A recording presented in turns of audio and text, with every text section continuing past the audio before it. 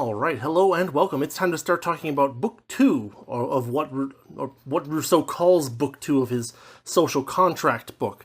It's worth noting that Book 1 was only about 22 pages. It feels to me like one of those really self-absorbed, like young writers who says, "Oh, this is going to be my massive epic, and it's just going to go on and on forever, and here's Book 1, and here's Book 2, and it's like, just write a short story first, jeez. So, we're getting into Chapter 1 here, and the title of Chapter 1 is That Sovereignty is Inalienable. It's hard to believe that something that doesn't exist can have any parts of it that are inalienable, but let's see what Rousseau says about it. He starts out by saying that the general will alone directs the state toward the common good. Now, since both the general will and the common good are phantoms as far as we know so far, maybe this is actually true, right? Rousseau has already gone to the trouble of noting that all moral authority comes from the state. Under such circumstances, there's nothing the state could do that it couldn't call the common good. He's already shown that the general will is really a hypothetical will of a non-existent person that's composed of some ethereal part of everybody else in the society, but it's not necessarily contingent on any of them or any number of them agreeing with what the state decides to do. As we press forward into the deeper parts of Rousseau's work, he's going to become more and more sure that he's got us, right? And so what we need to do is we need to make sure that we remain aware that there's nothing that tells anyone what the general will is other than what the state decides to do, or what some subgroup of people say that is the general will. There's no thing on the wall that we can measure the general will, and it can print out a nice handy, LED thing. It's like, general will says increases taxes 3%. No such thing exists. And so any reference to such a thing that Rousseau makes is going to necessarily be his opinion, unless he gives us a more discrete and concrete definition of what this is, it doesn't really mean anything but what the state decides to do. In any case, it seems like it's basically akin to a circular argument. There's nothing here to define, and so we are trying to basically end up stuck in the, well, this is what it was, and so this is what it must be kind of thing. In the same way, the common good is basically what the state says it is. There's no screen that we can put up that says this is the common good. Even voting doesn't necessarily get at the common good, as Rousseau's going to explain a little later on. And, what the common good is doesn't need to necessarily bear any resemblance to what a majority of the people believe is the common good either. Rousseau goes on, quote, "If the clashing of particular interests made the establishment of societies necessary," right? If this made the establishment of societies necessary, the agreement of these very interests made it possible, end quote. First off, these things can't clash and agree at the same time, so there's a bit of a problem there. But Rousseau is basically stealing a base here. It is true that agreement of some interests makes some contracts possible. On the other hand, Rousseau's social contract is a totalitarian nightmare in sheep's clothing until he proves otherwise.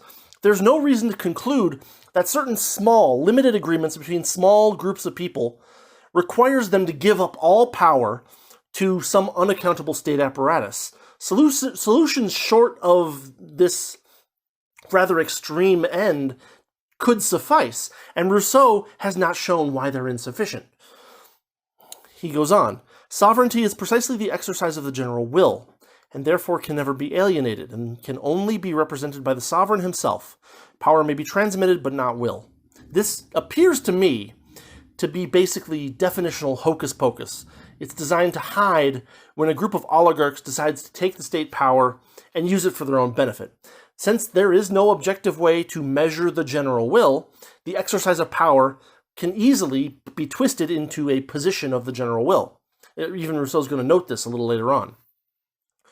Rousseau says that all agreement between wills is transient, which is precisely why sensible men would not go from the state of nature directly to unlimited and permanent state power over themselves. There's no reason for them to go all that way when something much less would actually be sufficient. Quote, "If then the people promises simply to obey, by that very act it dissolves itself and loses what makes it a people. The moment a master exists, there is no longer a sovereign." End quote. So, let me get this straight. The people are required to submit, but if in addition to submitting they promise to obey, then the social contract dissolves itself? If Rousseau is going to come out with some very clear and detailed limitations to the power of the state, he should have done so before saying that the state holds unlimited power over the people. This is one of those things where he makes these broad, vast statements and doesn't back them up, and basically expects you to go deeper and deeper into his frustrating and nonsensical writings until you're sufficiently indoctrinated that you believe what he's saying. He goes on, quote, "This does not mean that the commands of the rulers cannot pass for general wills, so long as the sovereign, being free to oppose them, offers no opposition. In such a case, universal silence is taken to imply the consent of the people. This will be explained later on."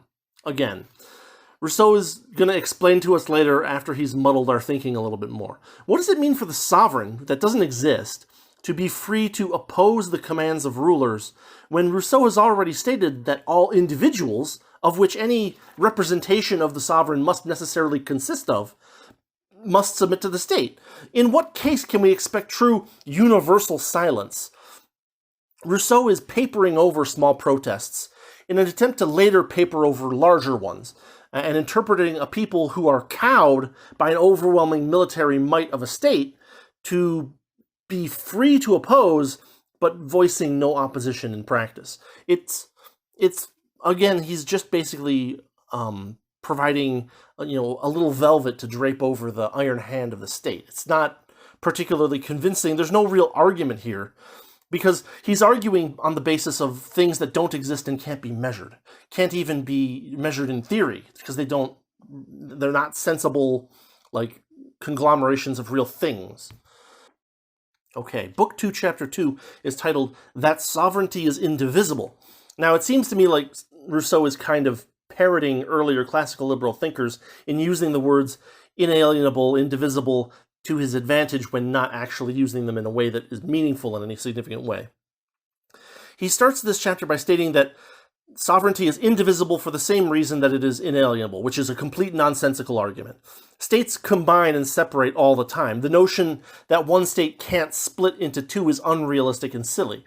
The notion that two states can't combine into one is similarly unrealistic and silly. The notion that two states which combined into one couldn't similarly and with very little, making very few waves, separate back into the same two states it was the day before, is just ridiculous. It's also just a pure fact that inalienability doesn't necessarily imply indivisibility, when the inalienable thing is only vested in multiple entities. There's no collective to actually point to. Of course, such a thing can be divided even if it can't be alienated. Rousseau goes on. "The general will becomes law when it is declared." He calls this, quote, an, quote, act of sovereignty. Rousseau seems to be making a press for some bizarre definition of law here. It's neither natural law, nor law of reason, nor simple positive statute. It's some phantom sovereign declaring laws, even though a non-existent man can't actually speak. Someone must always, deign to speak on his behalf. Rousseau continues, "The will of part of the people is an act of magistracy," quote, "act of magistracy at best, a decree," Rousseau says. Rousseau is somehow trying to separate valid acts of the state from usurpations, but frankly, Locke did a much better job in his chapters on usurpation and on tyranny. I'll link to my to my video on those, or to the page that leads you to the video on those, so that you can read it if you'd prefer. Rousseau is trying to separate, practically speaking, what practical method shall an individual use to separate law from decree? Both come from the same declarations of the self-declared rulers of the state? What methods will he use to argue that any given act by the state apparatus is one rather than the other? What court can he fall back to in order to seek a redress of grievances? In Rousseau's system, all of these shall be decided by the state functionaries and nobody else, who can very easily conspire to rob any particular citizen of his property and his freedom at their will. After all, that individual citizen is obligated to submit to commands of the state. Rousseau continues. He goes off on this weird tangent. He talks about how political theorists are wrong to divide sovereignty into multiple bits. Legislative, judicial, executive, that kind of thing. He goes on this weird extended metaphor about body parts that really isn't meaningful in any sense. It's a retreat into metaphor. He's not making a real point. He's just saying, it's like this other thing, and doesn't explain how, or doesn't really make clear the connection between the two. The classical liberal desire to divide sovereignty into multiple parts was an attempt to help reduce the tendency of state officials to band together against the people. The massive centralization Rousseau is demanding here is absolutely unnecessary for the same reason that you might, in a voluntary or voluntary-ish society, interact with multiple different arbitration companies, or interact with multiple different security firms, or, deal with multiple different insurance companies. It'd be because one provides a service for this particular situation, and another provides a service for this other situation. Rousseau is making this assertion with no real argument except for this bizarre retreat into metaphor. There's no logical reason why these things have to be one, other than Rousseau says that they must be. It makes some kind now from an internal perspective, from Rousseau's position, it makes a kind of vague sense. If Rousseau is going to consider the sovereign as a phantom person, that he doesn't want to divide its powers. That's not an argument that deals with anything outside of Rousseau's own self-described system. It's like Kropotkin's talk about how production is going to work in anarcho-communism, right? He's just like, oh yeah, they'll make the parts, and then the people will take the parts, and they'll give back the food, and everything will work. There's no, it's got an internal consistency to itself, but it's not formulated in any way that it makes a defense against outside arguments, basically. And, if you're going to make a system, it has to actually be able to resist the, counter arguments of outside systems. That's part of what makes a thing convincing. It's worth noting that there's practically no reason for this requirement in Rousseau's system other than his personal preference for a totalitarian state. It's, if we need the state to be totalitarian, then it can't be divided against itself. Well, fair enough, but what if we don't want the state to be totalitarian? Rousseau sweeps that under the rug. He continues, acts of declaring war and peace are not actually acts of sovereignty, but applications of law. Now, there might be something interesting in this idea here, that there's some kind of philosophical separation between acts of sovereignty and applications of law. That could be a thing, but he doesn't flesh it out here, or give clear definitions to make the distinction he's trying to make. He just says that it isn't, because I said so. Quote, whenever sovereignty seems to be divided, there is an illusion. The rights which are taken as being part of sovereignty are really all subordinate, and always imply supreme wills, of which they only sanction the execution, end quote. Rousseau is pretending to be exact here, when what he's really doing is failing to actually describe anything in detail. He has already made vast, sweeping statements about the power of the state, and he's already described this phantom thing he calls the sovereign. But he's basically throwing out some gibberish here that's intended to sound intelligent while providing no actual insight. Chapter 3 is titled, Whether the General Will is Fallible. We can kind of already guess where he's going with this. The general will can't be fallible, but our interpretation of it can, and since there's no objective interpretation of it, it's a major hole in his framework, but he's going to pretend that it isn't. Here we go. The general will is always right, but the, quote, deliberations of the people, end quote, are not. Of course, there's no way to ascertain the general will, as we shall see below. Rousseau continues, the will of all is frequently very different from the general will. The general will, quote, considers only the common interest, whereas, or end quote, whereas individual wills, quote, or take, quote, private interest into account, end quote. There is no way to differentiate between common interest except by communication between people. There's no psychic link that we can make to ensure that, I'm actually thinking what I say I'm thinking, and so on. Since individual value, and even from an even more basic economic perspective, since individual value scales can't be really compared except through the medium of voluntary trade, there's no way to dissociate private interest from common interest except by deception, right? Bob's interests are apples and Dave's interests are oranges, and we can't just add them together and pretend that we have something that has some unitary number value. This is basically nonsensical. And of course, this, Rousseau was writing in the mid-1700s, so he had no notion of subjective value theory. But we know better now that you can't just make these vast, sweeping utilitarian guesses and hope for them to actually be correct. Rousseau continues, take away from a collection of individual wills the, quote, pluses and minuses that cancel one another, and the general will remains as the sum of the differences, end quote. This is the closest we've gotten to an actual definition of the general will, and I want to play around with it a little bit, because I think that we can maybe understand something a little bit by looking at this, but as we're going to see, it's not really that useful. Okay. First off, there's no clear way to ascertain these differences outside of human interaction. But again, let's try to dive into this a bit. Imagine that you have a society that consists of 3 people.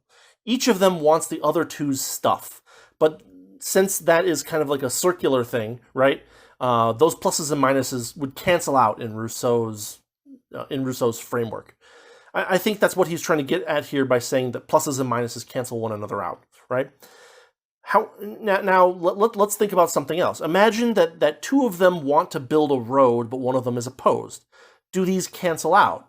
Does one person wanting to build the road cancel out with one person who is opposed, actually opposed to building the road? And then are we left over with one person who wants to build the road, leading to the general will saying build the road? Maybe, but it's not obvious that that's the case.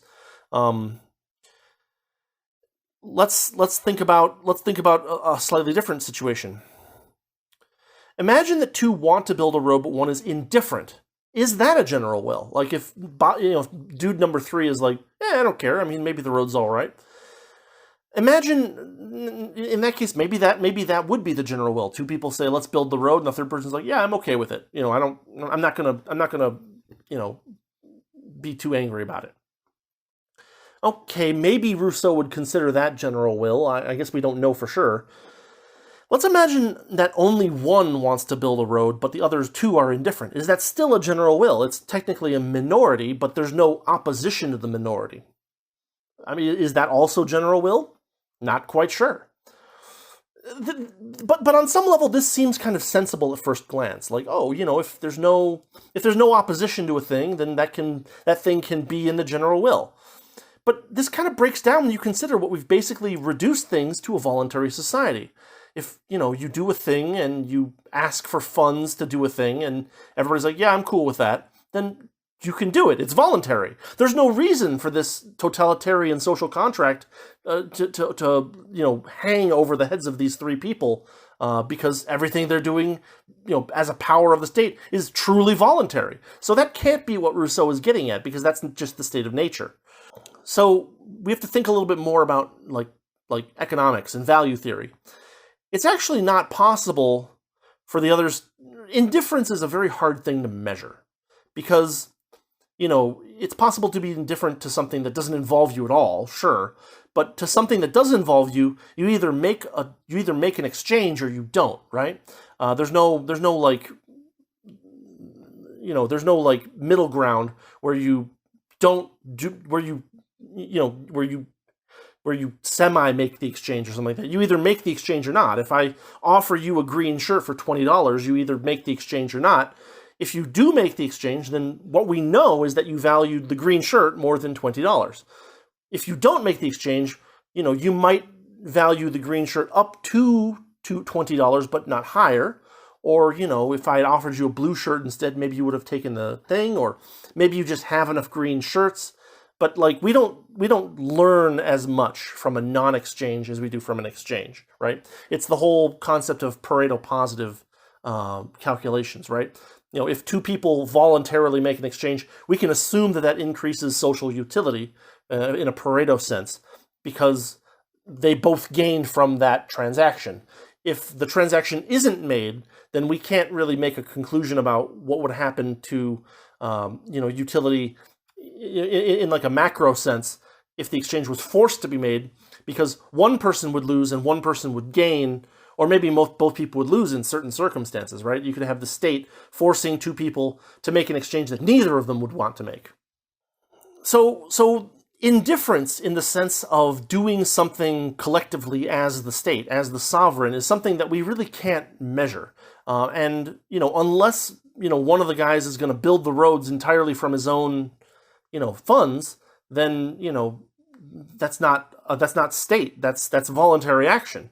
But if he wants to gather value or wealth from the other two in order to build this road, then they either have to say yes or no. They can't say I am indifferent.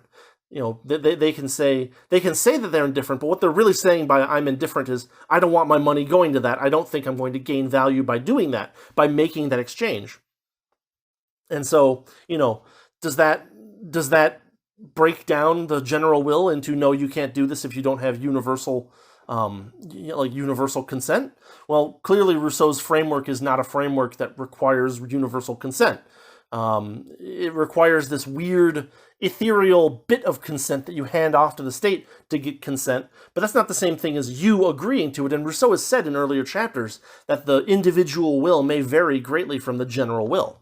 And we've even seen that, right? In a society of three people, everybody wants everybody else's stuff, but those all cancel out and aren't part of the general will. Rousseau has been clear about the necessity of citizens to submit to the authority of the state. So what the hell is he trying to pull? Again, he's kind of creeping up on the iron law of oligarchy while kind of whistling past that graveyard as best he can to pretend that it's not a real effect that real societies have to deal with. The whole thing is fundamentally nonsensical because he's basically trying to make something very involuntary look voluntary through sleight of hand. And that's, of course, something that we need to poke at, especially from a voluntarist perspective. Implied consent is not consent. Complaints are not necessarily the same as dissent, but dissent is actually dissent.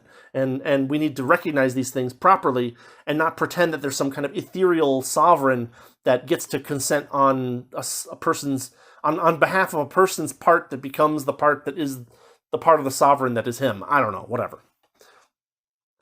Anyway, let's move on. Quote, if, when the people, being furnished with adequate information, held its deliberations, the citizens had no communication one with another, the grand total of the small differences would always give the general will, and the decision would always be good. End quote. There is no large-scale source of information on the broad situations of society, but the reports of other people. This is an impossible requirement. It can't be met. It's very weird that we have this thing that is a social contract, and one of the requirements for it is isolation of a person to only his own thoughts, as Rousseau's going to explain later. That people talking to each other makes things worse for Rousseau's framework, which is a very strange and fundamentally inconsistent thing. Let's look at this real quick. Rousseau says that what factions do in a society is conglomerate individual wills into groupings, which what they do is confound, not improve, but confound attempts to express the general will. The number of votes, Rousseau says, is reduced to the number of associations rather than the number of citizens, right? Rousseau has said earlier that for the social contract to work, every person gets a vote. And what he's saying here is that basically when an association gets together, it reduces the number of votes to the number of associations, which isn't technically true, right? Each of these associations has a group of individuals who are voting, in a direction based on, it's fundamentally kind of confounding, trying to be confusing for the purpose of being confusing. But Rousseau continues, and here's where the real inconsistent part comes in. When one faction grows enough to outvote the rest, the resulting policies are quote, no longer a sum of small differences, but a single difference. In this case, there is no longer a general will, end quote. Now, you might be asking, why is this fundamentally inconsistent? Well, think about it this way. If one faction growing is the destruction of the general will, right? As faction grows, general will quality goes down. Think of, like a falling graph, right? But if that faction grows to encompass everyone in the society, then suddenly, magically, we have unanimity. We have voluntary agreement to this thing. It can't be that we have this weird function that has a sudden discontinuity at 100%, where everything gets worse until everybody agrees, and then it's good again. This is fundamentally nonsensical. And you can see because there's this weird, if 99% of the people are in one faction and 1% of the people are in the other faction, and somehow this is more bad for understanding the general will than 51% and 49%. I mean, if we're getting at something that is like the general will, then we don't have any judgment for it except what large numbers of people agree with doing.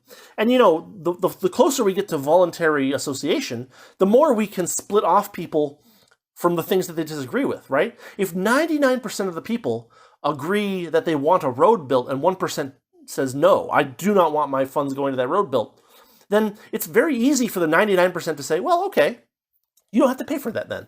We, the 99%, will actually pay for it. And, because there's so many of us, we end up paying 1% more each, and we still get the road that we want, and you guys don't pay anything, but, you get the road as being part of the society. This is a thing that makes sense in a rational way.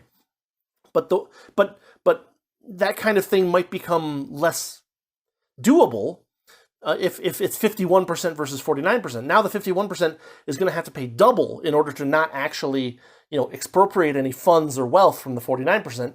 And this is where the power of the state comes in, right? The 51% order the 49% to also pay for something that they don't agree to. There's no reason why we should expect 51-49 or 51-1-1-1-1-1-1-1-1-1-1-1-1, right, to be better than 99-1. Right? Or, 99 and 0.01, 0.01, 0.01, 0.01, 0.01, 0.01. It's not the number of factions that matters. It's whether there's general agreement to a thing and whether it can be voluntarily paid for. And it makes no sense to have this weird cutoff where 99% agreement with a bunch of tiny little factions that are just one guy is worse, is better than 100% agreement, which is what the trend would be doing. But then if you have 100% agreement, you also don't need a social contract. And so you're outside of Rousseau's framework anyway. The whole thing is deliberately intended to make you kind of doubt your own reason, because you're basically looking at a thing and you're well, there's a discontinuity here. This doesn't make sense.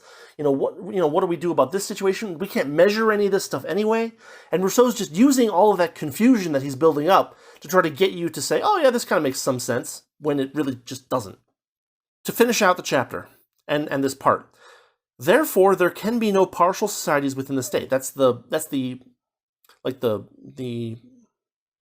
assumption or the condition that Rousseau puts on society, is that there can be no partial societies within the state, and, quote, each citizen should think only his own thoughts, end quote.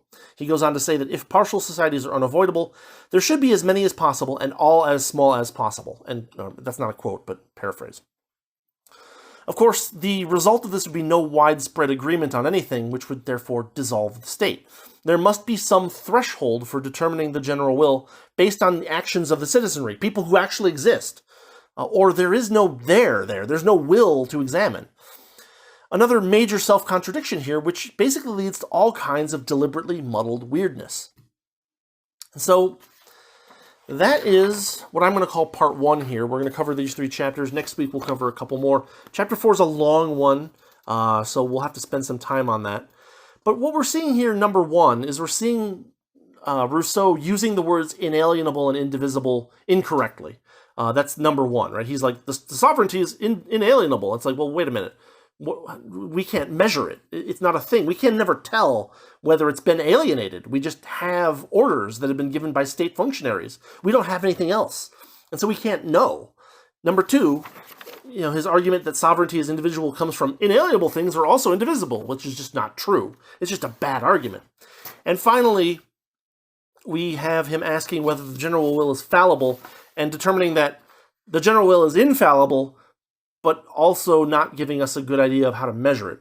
We can look at possible methods to measure it, but all of them include or involve people communicating with each other, which Rousseau explicitly says is a bad thing, right? And then we have a bunch of situations that reduce to a voluntary society, which eliminates the need for the social contract in the first place, which means that they can't possibly be what Rousseau is thinking of.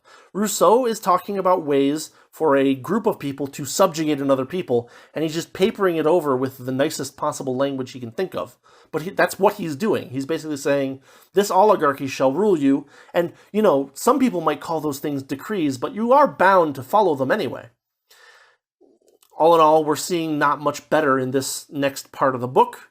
As we keep going on, Rousseau is probably going to start using the frustrating and muddling non-arguments that he's been making to start actually picking away at our, at our beliefs in the hopes that we have been properly indoctrinated in order to no longer have a defense against his really bad arguments. I'm going to try to keep up, a bit of a defense to this. This is one of the things that reading a lot of outside books about all kinds of different things can help you ensure that you don't fall prey to nonsense like this or Kropotkin, right? And it's not all like political philosophy. The fact that we understand now that value is, is ordinal, not cardinal, and that value comparisons between individuals are impossible except in very limited circumstances, means that a lot of this already doesn't make sense, because there's no way to collectivize the wills of individuals into a general will in any meaningful way. It's literally a logical self-contradiction. So we'll call it here for today. This has been part 4 of breaking down Rousseau's Social Contract. We have covered Book 2, chapters 1 through 3, and we will be on to the next part next week. I hope you all have a good week, and I will see you next time.